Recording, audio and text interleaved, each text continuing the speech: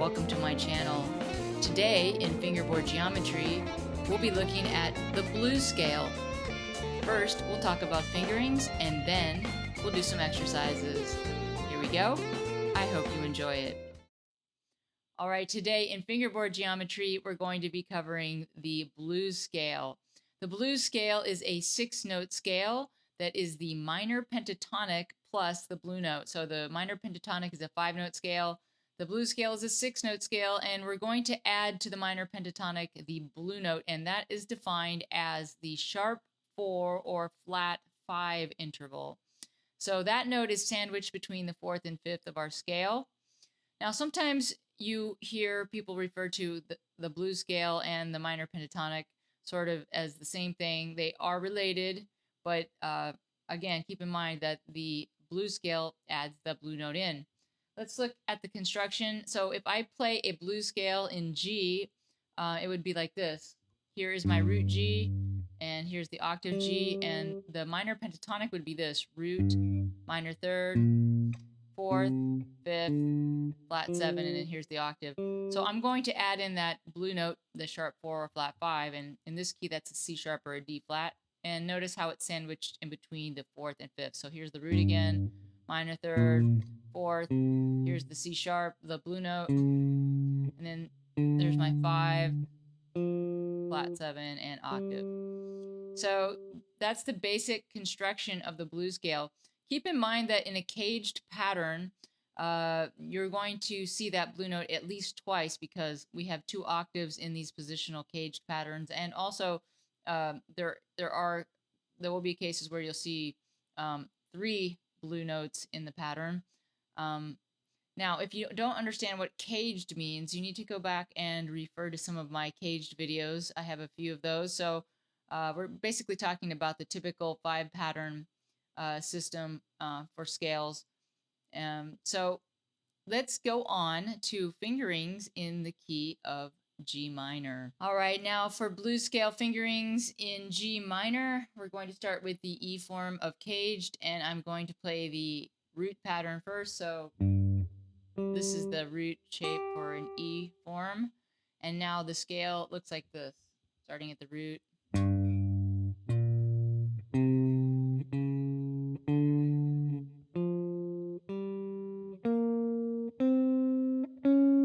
There's the blue note.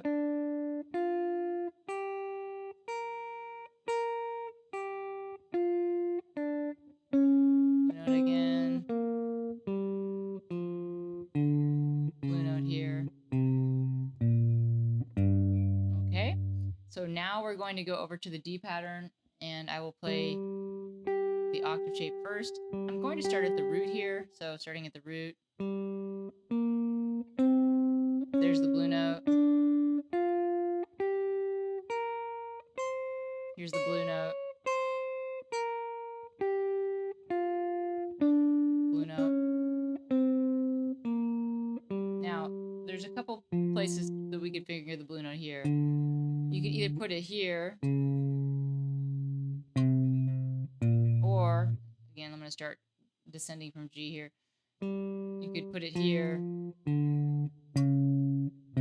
That might be dependent on what kind of lick you're playing, but either is acceptable.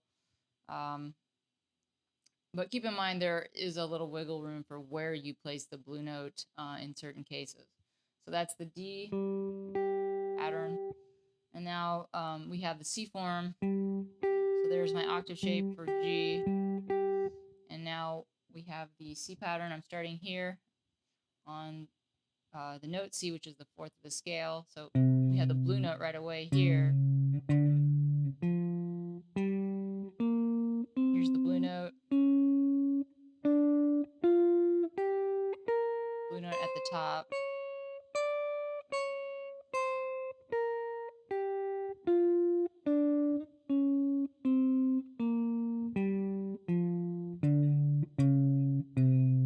All right, now on to the A pattern. So here is the octave shape for the A form, and I'm going to start at the root again. Here is the blue note right there. Blue note there.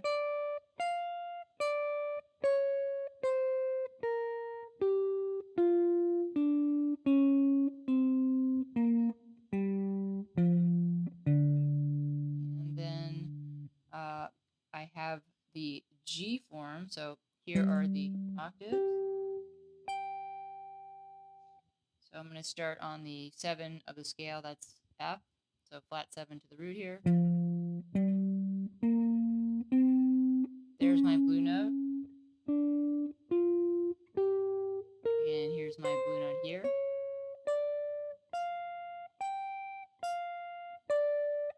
Blue note. Blue note.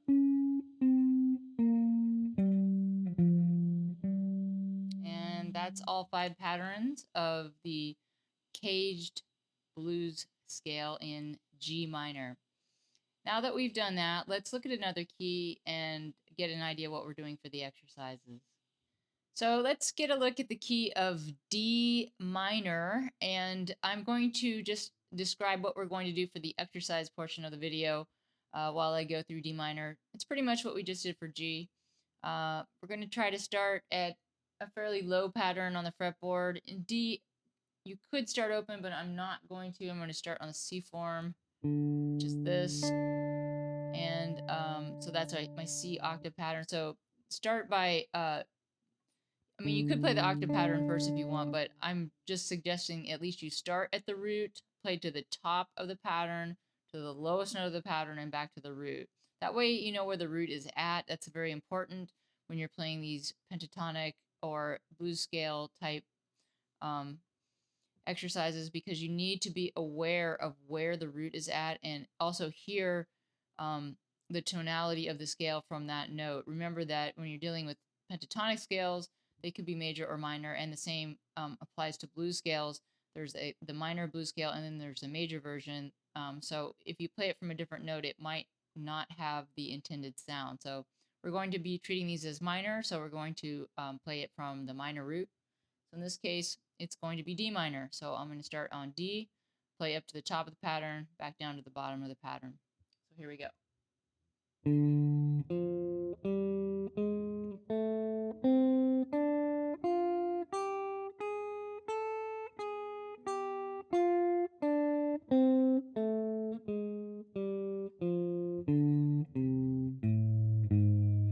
Back to the root. So that's D in the C form. Now we're going to go on to D in the A form. So again from the root.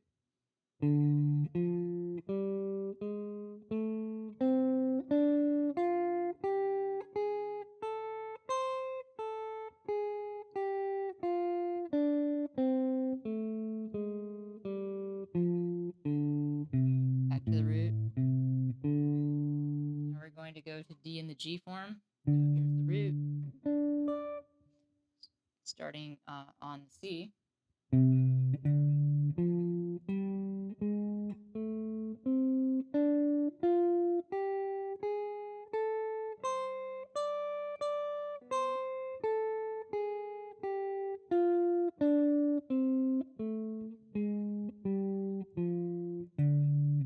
Back to the root. Now for the E form. Those are the D's, and here we go. And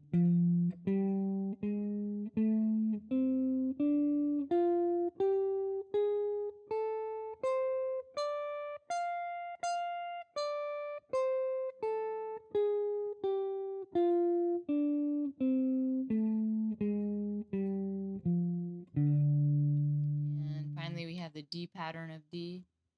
Here are the D's. And starting from the root.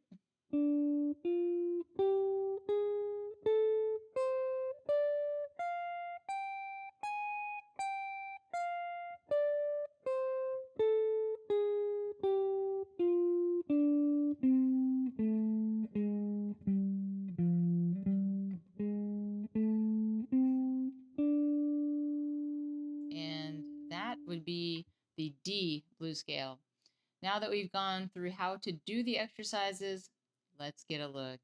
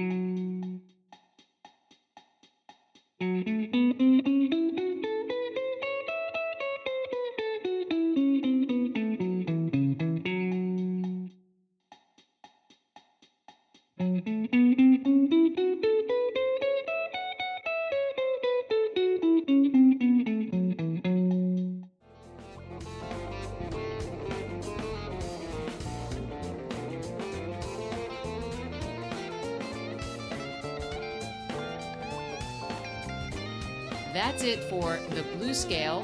I'm Kimberly Allison from Starlander Music, and I hope to see you back on my channel soon.